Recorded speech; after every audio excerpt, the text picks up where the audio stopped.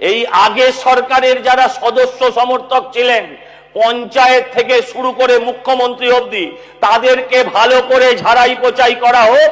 8 লক্ষ কোটি টাকার দেনা, আমি দায়িত্ব নিয়ে বলছি পশ্চিমবঙ্গের এই 8 লক্ষ কোটি দেনা 1 সপ্তাহের মধ্যে মিটে যাবে। দলের মধ্যেই তাদের আওয়াজ উঠেছে যে ওরা চোর, এ বলছে ওকে চোর, ও বলছে ওকে চোর।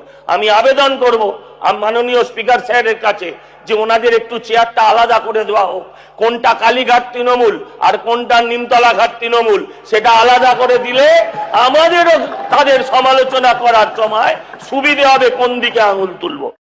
এই আগে সরকারের যারা সদস্য সমর্থক ছিলেন পঞ্চায়েত থেকে শুরু করে মুখ্যমন্ত্রী অবধি তাদেরকে ভালো করে ঝাড়াই পোছাই করা হোক।